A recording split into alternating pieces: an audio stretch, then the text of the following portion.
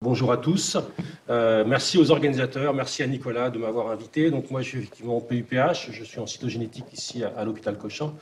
Et donc, ma mission aujourd'hui, c'était de vous parler un petit peu de ce que l'on connaît, de ce que l'on découvre aujourd'hui de plus en plus, de variants de structure, et dans quelle mesure ces variants de structure vont nous permettre de découvrir une nouvelle dimension de la génétique.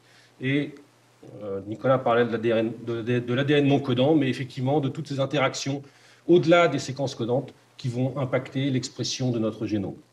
Donc c'est ça que je vais essayer de vous présenter dans la demi-heure qui vient.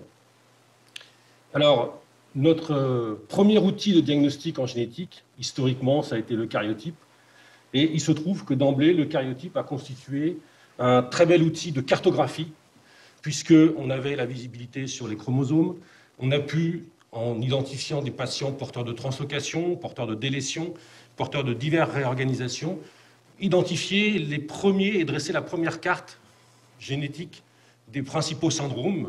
Plus de 50 ou 60 syndromes ont été pré-localisés, en tout cas sur notre carte génétique, grâce à ces anomalies chromosomiques. Bien sûr, ce n'était que la première étape, mais ça a été souvent déterminant au siècle dernier pour identifier les premiers gènes responsables de ces pathologies.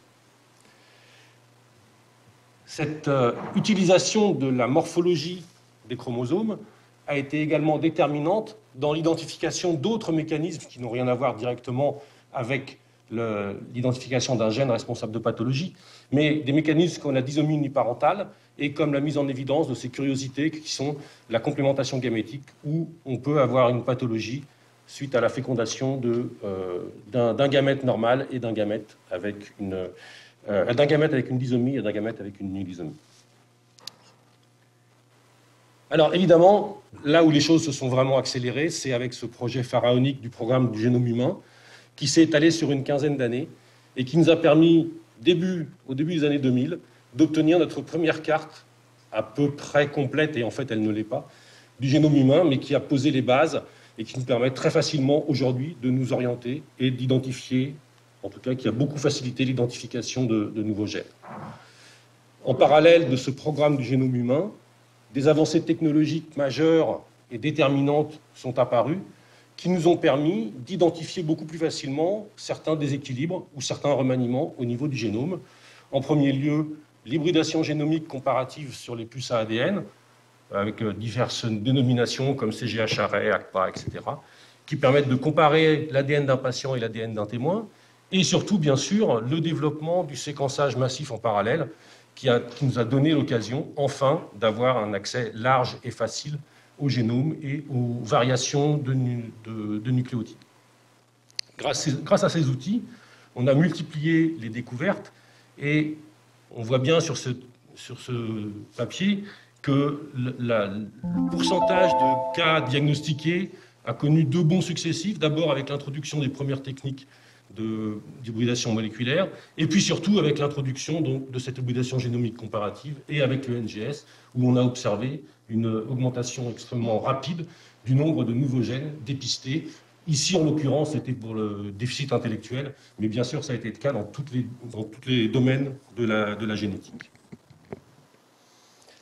Alors, malgré tout, malgré la carte du génome, malgré notre connaissance des gènes, malgré les outils dont on dispose, eh bien, on se rend compte qu'on n'y est toujours pas. C'est-à-dire, nous savons tous que pour un certain nombre de patients, on n'a pas de diagnostic génétique, quand bien même les suspicions sont fortes d'une implication d'un gène dans la pathologie. On sait que le rendement de l'ACPA est d'environ 10 à 15% en fonction des pathologies. Si on rajoute l'exome, voire même le génome, on va récupérer à chaque fois de nouveaux patients, mais au final, toute pathologie confondue, on sait qu'on va aboutir à un diagnostic dans 25 à 30% des cas. Alors évidemment, ça va être variable en fonction des contextes cliniques. Certaines pathologies sont plus d'origine génétique, mais dans tous les cas, on a encore une grande quantité de patients pour lesquels, avec tous les outils à notre disposition, on n'aboutit pas à un diagnostic génétique. Alors, quelles raisons pour ça? Un certain nombre de raisons identifiées. La première, c'est que, comme je vous l'ai dit, la carte, en fait, du génome dont on dispose, elle n'est pas complète. Vous avez ici le nombre de paires de bases intégrées dans les différentes versions des cartes, y compris la carte HG19 et HG38, qui sont les deux plus récemment utilisées en routine diagnostique. Vous voyez qu'elles contiennent 2,9 milliards de paires de bases. On est loin des plus de 3 milliards de notre carte, de la carte complète. On reparlera ici de cette carte CMH13, qui est la dernière en date, la plus complète à ce jour. Et on sait par comparaison qu'il manque encore, dans notre carte actuelle, de très nombreuses séquences répétées, que ce soit de l'hétérochromatine ou que ce soit même des duplications segmentaires qui sont pour l'instant très mal cartographiées et très mal intégrées à la carte du génome. Et je vous ai rajouté ici un exemple des propositions de nouvelles cartes pour les bras courts des chromosomes macrocentriques, très riches en séquences répétées, dont on sait que cette séquence est pour l'instant hors d'atteinte des outils diagnostiques actuels. Donc la carte n'est pas complète, et pour ce qui est connu, la compréhension qu'on en a n'est pas complète. Bien sûr, vous savez tous qu'on a encore de très nombreux gènes pour lesquels le rôle n'est pas connu, et donc on découvre tous les jours des nouveaux variants d'épissage, on découvre tous les jours des nouveaux variants tissus spécifiques ou spécifiques d'un moment du développement, on découvre les ARN non codants, on découvre encore plein de fonctions cachées à l'intérieur de la carte du génome. Donc on travaille encore dessus, on a le texte brut, et on n'a pas encore le mode d'emploi complet. Alors parmi tout ça, parmi toutes ces variations que l'on est capable aujourd'hui de détecter, certaines, et on va revenir au début, retrouvent une part de leur grande importance, c'est les variations de structure. Ces variations de structure, c'était les premières, comme je vous le dis, parmi les premières qu'on a été capable d'identifier sur l'eucaryotype. Alors on voyait les grandes anomalies, on voyait les translocations, on voyait les inversions, on voyait des choses de grande taille visibles sur l'eucaryotype. Mais les nouveaux outils, et notamment l'hybridation génomique comparative, a fait exploser ce cadre conceptuel, et on a identifié aujourd'hui un très très grand nombre de petits variants de structure, des duplications, des délétions, totalement inaccessibles à l'époque du caryotype, avec une estimation aujourd'hui de plus de 20 000 variants de structure, supérieurs à 50 paires de bases par génome. Donc c'est vraiment la variation du génome la plus fréquente, la plus commune, et c'est ce qui nous sépare le plus les uns des autres, ce sont ces variants de structure, plus que les variants nucléotidiques. Alors, parmi ces variations de structure, celles qui sont quand même relativement très accessibles aujourd'hui, ce sont les variations qui entraînent un déséquilibre. Au premier rang desquelles, on va trouver bien sûr les CNV, avec les délétions et les duplications, qui sont accessibles essentiellement par les techniques d'hybridation génomique comparative, où on va mettre en évidence une variation d'un ratio de fluorescence entre le patient et le témoin, mais également accessible par les techniques actuelles de séquençage massivement parallèle, où on va mettre en évidence, ici en cas d'une délétion, eh bien, une réduction du nombre de rides localisant au niveau de cette région. Évidemment, en cas de duplication, vous aurez une augmentation du nombre de rides. Donc on a des outils qui permettent assez facilement d'identifier ces variants déséquilibrés. C'est une toute autre affaire pour les anomalies équilibrées, c'est-à-dire sans perte ou gain de matériel génétique, où cette fois-ci, eh bien, encore aujourd'hui, en 2021, l'outil principal et le plus simple d'emploi, c'est l'eucaryotype. Alors l'eucaryotype, avec toutes ses qualités, puisqu'on a beaucoup amélioré la finesse de l'analyse, la qualité des images obtenues, mais malgré tout, on reste avec une faible résolution de 5 à 10 millions de paires de bases seulement, qui permettent de voir les gros remaniements comme ici, mais en aucun cas d'identifier clairement le point de cassure, et encore moins de connaître précisément les gènes situés à cet endroit-là. L'autre technologie, l'hybridation génomique comparative, eh bien, elle est très puissante quand il y a un déséquilibre, elle est absolument inopérante quand il n'y a pas de déséquilibre. Puisque qu'il y ait ou pas réarrangement des segments à l'intérieur de notre génome, si le nombre de copies est resté à 2, eh bien, l'hybridation génomique comparative ne permettra pas d'identifier quoi que ce soit, quand bien même il y a des remaniements qui peuvent être complexes. Donc on perd complètement cette information topographique avec cette technique. Aucune information topographique, ce qui peut avoir des conséquences extrêmement importantes en termes d'interprétation, puisque vous voyez ici un cas où on a identifié une duplication sur le bras long d'un chromosome 7, et en fait de duplication, il s'agissait d'une insertion inversée du 7 terminal dans le bras long du chromosome 7. En termes d'interprétation, en termes de conseil génétique, en termes de points de cassure à analyser, c'est complètement différent d'avoir une simple duplication en tandem ou d'avoir une insertion, voire parfois une translocation dans un autre chromosome. Et donc on ne peut pas interpréter correctement des données de génome uniquement et en tout cas des CNV en duplication, uniquement à partir de cette information. On a absolument besoin d'informations topographiques associées. Alors, bien sûr, le séquençage massivement parallèle whole génome est venu s'ajouter à notre panel d'analyse, avec, là encore, des performances intéressantes, notamment, bien sûr, la capacité, quand on a de la chance, d'arriver à cloner le point de cassure directement, mais il faut vraiment avoir la chance, parce que dans le séquençage massivement parallèle classique, short read, on a des fragments qui font 200 ou 300 paires de bases au mieux, et donc il n'est pas toujours évident d'arriver justement à cloner le point de cassure dans un de ces fragments. Alors on a plein d'outils, plein d'algorithmes qui permettent d'analyser ces données pour en déduire l'existence de CNV, pour en déduire l'existence de variants de structure, mais on sait tous qu'ils sont imparfaits, et la meilleure preuve, c'est que dans le programme 1000 génomes, eh bien, on a pu montrer qu'il y avait 90% des variations de structure qui avaient été manquées par les analyses en NGS short read. Donc on a un outil qui ne répondra pas à la question pour plusieurs raisons sur lesquelles on va revenir tout de suite après. Alors pourquoi est-ce que c'est important quand même de se focaliser sur ces variantes de structure? Alors focaliser, non, ce n'est pas la seule dimension à analyser, mais c'est une dimension à ne pas oublier, parce qu'effectivement, il va y avoir un impact en médecine, en génétique médicale. L'impact le plus simple à imaginer, c'est effectivement, à partir du moment où il y a point de cassure, toutes les situations où ce point de cassure va tomber dans la séquence codante d'un gène, et donc va aboutir à une rupture du cadre de lecture, avec, dans un cas comme ici, comme une délétion, une protéine tronquée. Mais là où c'est intéressant, c'est d'imaginer que même une duplication peut entraîner une perte de fonction. Alors, la plupart des duplications sont en fait des duplications en tandem, qui vont donc respecter le cadre de lecture et éventuellement avoir un impact phénotypique si jamais le gène en question est soumis à un effet de dosage génique, ce qui n'est pas le cas pour tous les gènes, bien sûr. Mais en fait, si on regarde les différents cas publiés, on s'aperçoit que dans certaines situations, l'insertion peut se faire en sens inverse et à l'intérieur du cadre de lecture du gène, entraînant de fait une interruption de la protéine et donc une duplication ici qui va être physiologiquement ou qui va entraîner comme conséquence une perte de fonction de la même manière qu'une délétion. Et donc si vous vous contentez de la simple analyse d'un CNV en hybridation génomique comparative ou en séquençage, on va se planter si on ne prend pas en compte ce sens de l'intégration et cette position d'intégration dans le génome. Idem pour une translocation, bien évidemment. Si vous avez un point de cassure, vous allez pouvoir associer deux segments génomiques complètement différents, mais vous pouvez rompre un cadre de lecture ou créer des protéines chimériques, comme ça a déjà été démontré de nombreuses fois.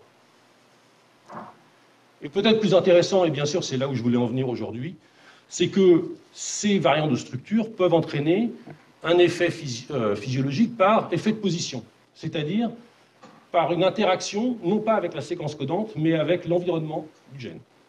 En l'occurrence, dans le cas d'une délétion ou d'une translocation, il peut y avoir séparation du gène lui-même de certaines de ses séquences régulatrices, en amont, en aval, ou par apposition, ou même juxtaposer un gène avec des séquences régulatrices d'un autre gène. Donc là, le séquençage du gène lui-même n'apportera jamais la solution au problème. Alors l'importance de ces effets de position, il est de plus en plus identifié parce qu'on commence à avoir les outils pour les mettre en évidence. Et c'est par exemple le cas dans cette publication où, chez des patients qui avaient un déficit intellectuel, qui est connu, le gène MEF2C est connu pour être responsable de ces mutations, mais il y a un certain nombre de patients qui ont été identifiés avec des délétions qui ne concernent pas le gène et surtout avec des points de cassure équilibrés de translocation situés à distance du gène, mais dont on a pu montrer qu'ils séparent la séquence codante du gène de certaines de ces séquences régulatrices qu'on est capable aujourd'hui de visualiser par une technique que je vais vous présenter juste après. Alors, est-ce que ces effets de position, c'est juste un effet de mode et quelque chose d'assez anecdotique, ou est-ce que c'est important? Il semble bien que ce soit quand même un effet très important, puisque dans cette très belle étude de Caroline Schmidt-Bollard et de Damien Sanlaville à Lyon, ils ont étudié 55 patients qui étaient porteurs de remaniements de structure apparemment équilibrés et qui, malgré tout, présentaient un phénotype clinique. Et ils ont pu montrer que dans 22 cas où le point de cassure a pu être déterminé avec précision, ce point de cassure était responsable du phénotype, soit par interruption du cadre de lecture, le cas classique que je vous ai présenté avant, ou surtout, dans 7 cas, par effet de position. C'est-à-dire que dans près d'un tiers des cas où ces variants de structure sont responsables d'un phénotype clinique, ça pourrait être indirectement par un effet de position. Donc ce n'est vraiment pas un phénomène anecdotique, mais une conséquence majeure de ces réorganisations du génome. Alors comment étudier ces interactions? L'outil qui a permis de beaucoup nous faire avancer, c'est les techniques d'analyse de la conformation de la chromatine. Conceptuellement, le principe de ces techniques est très simple. On va créer des liaisons covalentes aléatoires au niveau du génome des cellules que l'on va analyser. Bien sûr, liaisons covalentes qui ne vont pouvoir intervenir qu'entre des molécules situées à proximité les unes des autres au moment T où on va créer les liaisons covalentes. On va ensuite fragmenter cet ADN, ce génome, et on va donc garder ensemble et lier ensemble les fragments d'ADN qui ont été récupérés par ces liaisons covalentes et créer des ADN chimériques reliant ces différents fragments qui étaient à proximité dans la cellule analysée. Une fois que vous avez ces protéines chimériques, eh bien, on a tous les outils aujourd'hui pour analyser le contenu génomique de ces cellules. Et je ne passerai pas en revue les différentes variantes de cette technologie, mais ce qui va nous intéresser, c'est les techniques de Hi-C, qui, par un séquençage pangénome, vont permettre de visualiser l'ensemble des interactions au niveau du génome. Et sans surprise, bien sûr, on s'aperçoit que pour chaque chromosome, les interactions ont lieu entre des gènes situés à proximité les uns des autres. Alors, de ces matrices de fréquences, bien sûr, puisqu'elles sont symétriques entre deux régions du génome, on peut ne garder qu'une partie de cette matrice et analyser que la moitié des données. Et on retrouve les images que vous avez sûrement déjà visualisées maintenant en forme de pyramide qui représentent les zones d'interaction préférentielle au niveau du génome sur la carte que l'on peut aligner sur la carte du génome en visualisant pour chaque gène eh bien, quels sont les gènes à proximité ou les séquences à proximité qui vont être fréquemment en interaction physique. De ces expériences est sortie la notion de TAD, Topologically Associating Domains, correspondant à ces régions qui vont interagir fréquemment dans la cellule. Donc, on retrouve ces TAD sous cette forme pyramidale et qui sont le reflet d'une organisation de la chromatine sous forme de boucle, organisation fonctionnelle qui permet à des séquences situées sur la carte, éventuellement à grande distance les unes des autres, d'être à proximité dans la cellule et d'interagir physiquement pour aboutir à l'expression du génome. Alors, il y a deux pièges conceptuels dans cette notion de TAD, puisqu'on dit que ces TAD sont des régions d'interaction préférentielle. Il faut bien comprendre que ces pyramides n'ont aucune réalité physique.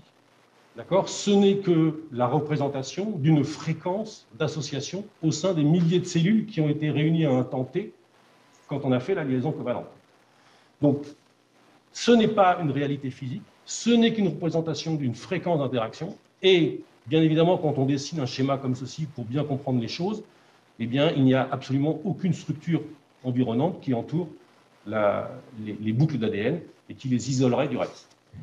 Deuxième piège conceptuel, c'est que ces TAD sont caractérisés par des frontières situées à leurs extrémités qui seraient liées, dont le rôle serait d'éviter les interactions en dehors des TAD. Alors, cette limitation serait assurée par des coésines et par une protéine isolante qui est le CTCF, mais ce terme d'isolation est un faux terme, est un faux ami, dans la mesure où on a bien montré aujourd'hui que l'intérêt de ces frontières, c'est surtout de favoriser une organisation tridimensionnelle de la chromatine pour augmenter la fréquence d'interaction ici, mais en aucun cas pour empêcher des interactions en dehors du TAD. Donc, encore une fois, cette notion de fréquence est absolument fondamentale, et ce n'est pas une notion de limite, de barrière physique qui isolerait des sous-régions de notre génome. Alors, avec ça en tête, quelle importance ce concept a pris aujourd'hui?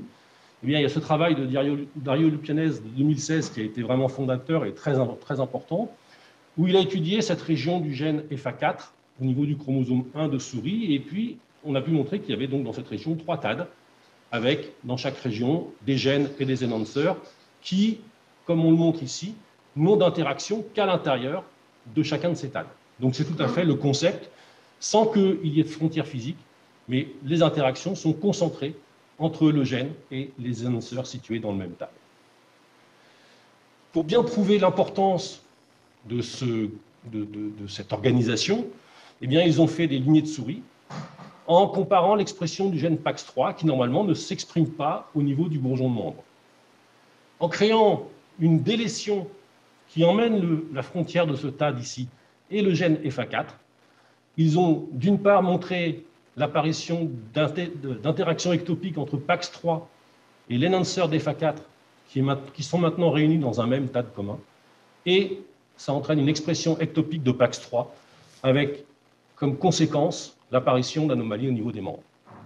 Alors bien sûr, la réflexion immédiate, c'est de se dire peut-être que c'est l'ablation du gène FA4 qui est responsable de cette anomalie, sauf que dans une autre lignée où ils ont enlevé FA4 mais conservé la frontière, ils observent la disparition de ces interactions ectopiques de PAX3 avec l'enhancer d'FA4 et ils restaurent un développement normal du membre.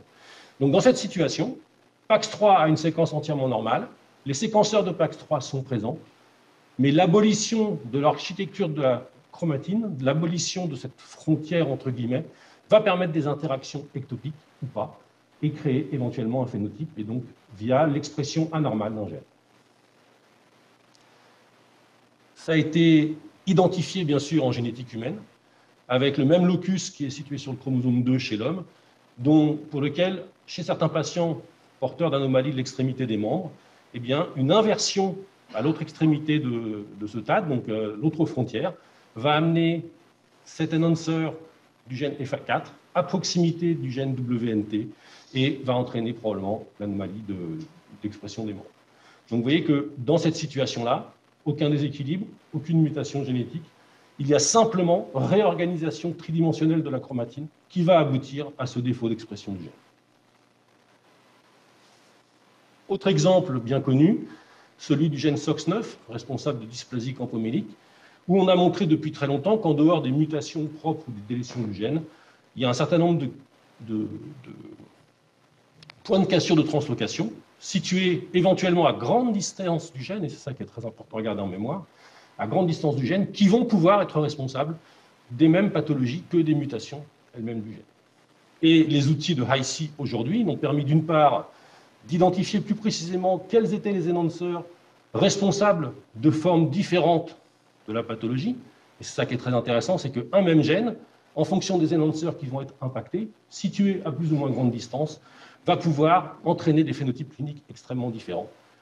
Et aussi, en cas de duplication, comment la réorganisation de l'architecture de la chromatine, comment la réorganisation des TAD va pouvoir, ou pas, créer des phénotypes différents en fonction que la duplication est intra-TAD, inter-TAD, incorpore ou n'incorpore pas des gènes et ou des enhancers. Donc une complexité nouvelle, une dimension nouvelle à prendre en considération dans les mécanismes génétiques qui peuvent aboutir à des anomalies. Et du coup, eh bien, on se trouve fort démunis avec les outils diagnostiques disponibles aujourd'hui, parce que tout ce que je vous ai montré, c'est de la recherche. Ça demande beaucoup de temps et on est loin de pouvoir l'utiliser en routine diagnostique. Le karyotype, on oublie, on verra les grandes anomalies, mais on est loin de pouvoir avoir la finesse d'analyse. L'ACPA, on oublie puisqu'on n'a aucune information topographique. Et le WGS, donc le séquençage génome complet short read, n'a pas les outils qui permettent d'intégrer et d'analyser proprement l'ensemble des données. Donc on est pour l'instant en attente d'une nouvelle génération d'outils qui nous permettrait d'avancer dans ce domaine-là. Alors cette nouvelle génération, elle pointe le bout de son nez. On n'en est pas encore à des outils vraiment diagnostiques, mais on y travaille. Avec, première possibilité, le séquençage dit long read, qui va se baser sur l'extraction de molécules d'ADN de très grande taille, plusieurs kilobases, jusqu'à plus de 10 kilobases, et des techniques qui ne vont pas se baser sur une amplification de PCR, ce qui va permettre une analyse en temps réel et ce qui va permettre en plus d'analyser les modifications épigénétiques. Alors vous avez sûrement déjà entendu parler des deux principales technologies qui sont disponibles aujourd'hui, soit le séquençage PacBio par incorporation de nucléotides fluorescents, soit le séquençage nanopores par passage à travers de pores membranaires, qui permettent dans les deux cas à la fois d'examiner la séquence et en même temps d'analyser les modifications épigénétiques associées à ces molécules.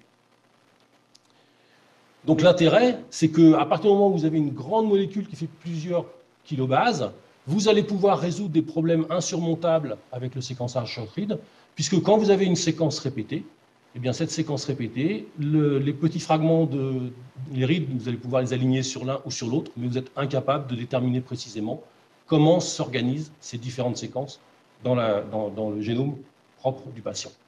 Si vous avez un grand read qui couvre tout ça, vous allez beaucoup plus facilement identifier et organiser correctement votre génome.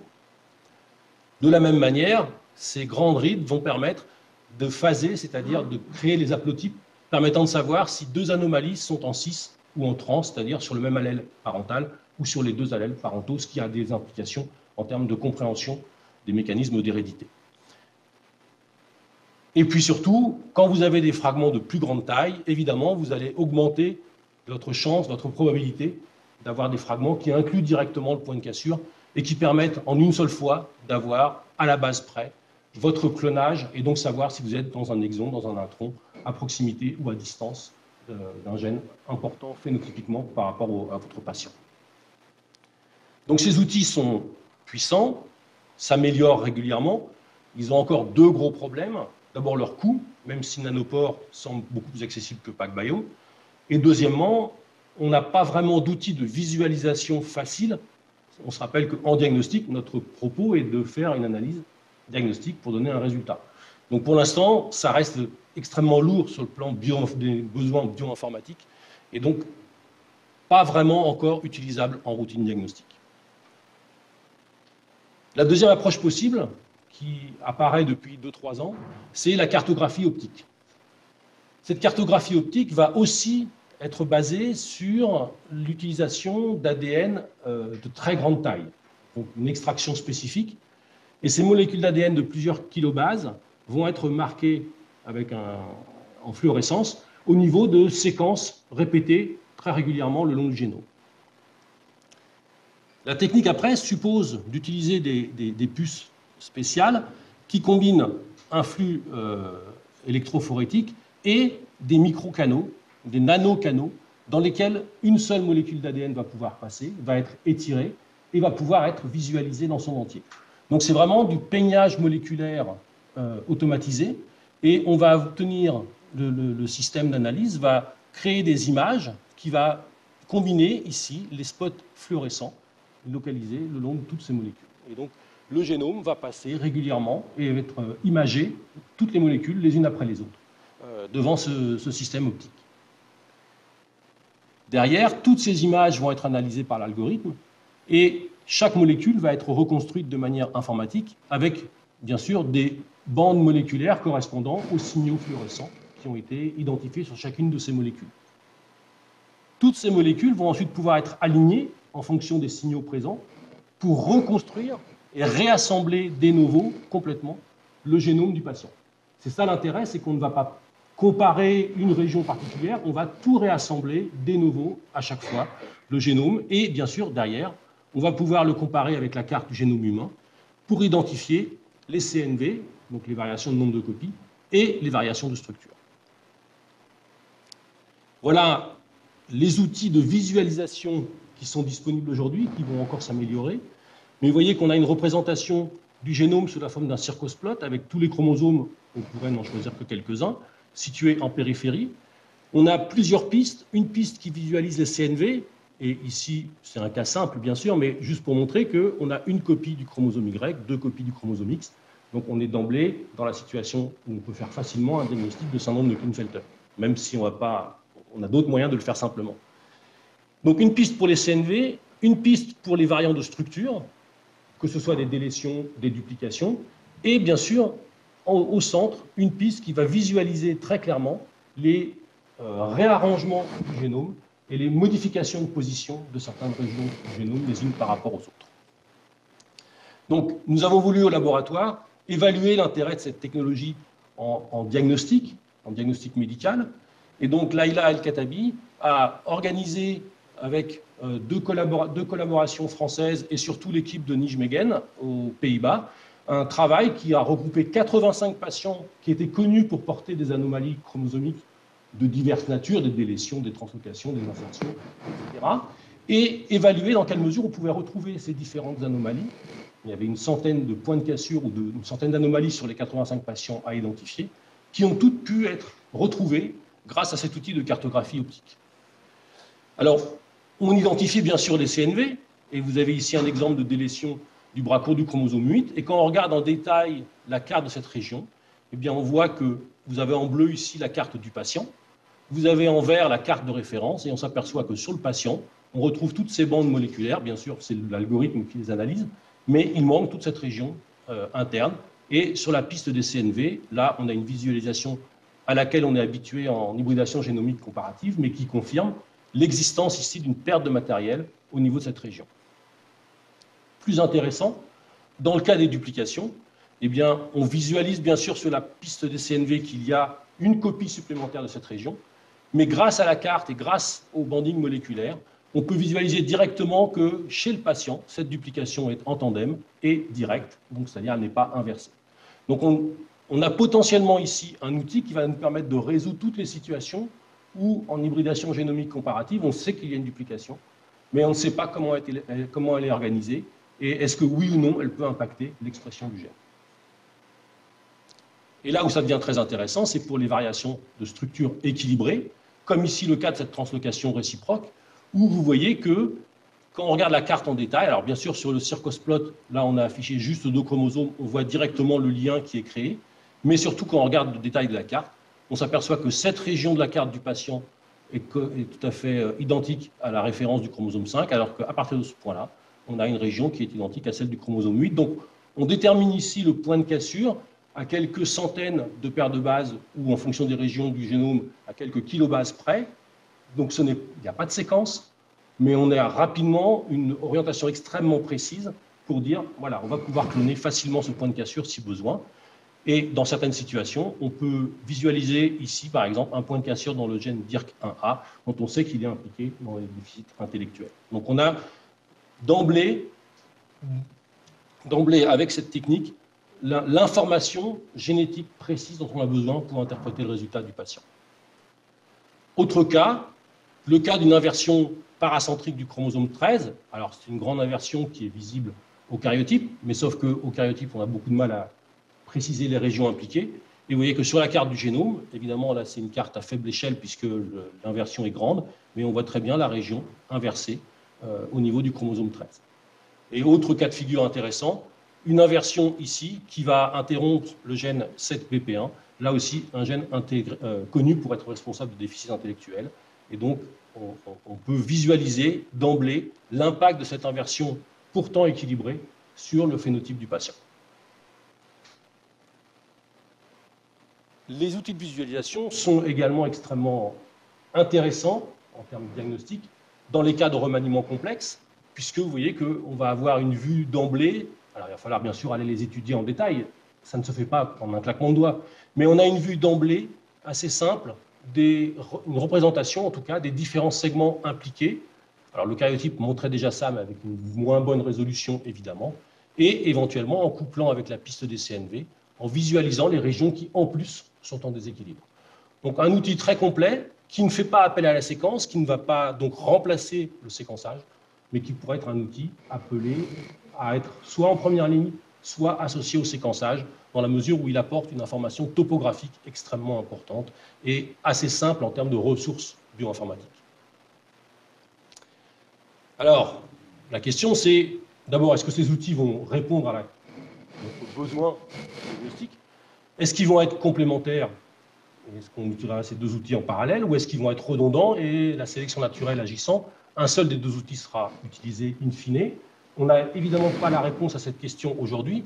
Ce qui est sûr, c'est que dans les travaux de recherche sur la carte du génome avec le consortium télomère tout télomère, c'est bien les deux outils qui ont été utilisés pour combler ce dont je vous parlais au début, c'est-à-dire toutes les régions en rouge ici, les régions notamment de centromère et les régions en bleu riches en duplication segmentaire. Toutes ces régions ont pu être analysées, comblées, cartographiées, organisées pour aboutir à la carte la plus récente du génome qui est sortie cette année, la carte CMH13, où ils ont rajouté de 5 à 35 millions de paires de bases par paire chromosomique. Donc vous voyez qu'on progresse, on n'est pas loin d'avoir une carte réellement complète, il restera le problème de l'interprétation, mais enfin on aura au moins une base sérieuse pour analyser l'ensemble des régions, y compris les régions non codantes. Alors, lequel de ces deux outils sera à utiliser? Évidemment, ça nous intéresse au premier chef dans notre activité.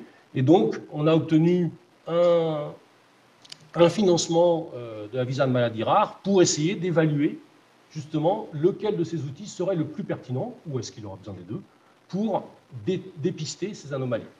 Donc, avec Laïla est en train de mettre en place une étude multicentrique qui regroupe 11 laboratoires français, qui va intéresser 300 patients, soit porteurs d'une infertilité, soit porteurs d'un handicap intellectuel et de malformation.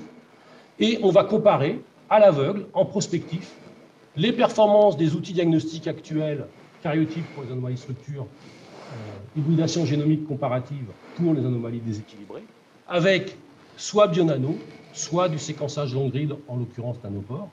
Et on verra à la fin laquelle de ces techniques a permis d'identifier le plus d'anomalies, avec comme autre question extrêmement importante, combien de faux positifs on va avoir, parce que le gold standard, ce sera nos outils actuels. Est-ce qu'on va être, dans le séquençage long grid, complètement noyé dans plein de faux positifs, ce qui sera un vrai problème en diagnostic, ou est-ce qu'au contraire, on aura finalement une visibilité assez claire et directe des anomalies, sachant que dans cette série de patients, la majorité d'entre eux, on s'attend à ce qu'ils aient un résultat normal. On connaît les performances actuelles dans ces différentes indications du cariotype et de l'ACPA. Voilà, de toute façon, je m'arrête là. Là, le projet, il en est encore au stade du CPP, donc on attend avec impatience de pouvoir commencer, même si l'inclusion va être rapide, et on espère avoir le résultat d'ici la fin 2022 pour essayer de préparer l'étape suivante de quel nouvel outil diagnostique mettre en place. Voilà, je vais m'arrêter là. Je voudrais remercier l'ensemble de l'équipe, bien sûr Laïla qui a été extrêmement active dans ce programme de Bionano, mais les autres membres de laboratoire également, et puis les membres du consortium, l'équipe de Nijmegen et l'équipe des deux laboratoires avec qui nous avons collaboré, Caroline Schlutt-Bollard et Cécile Pébrel.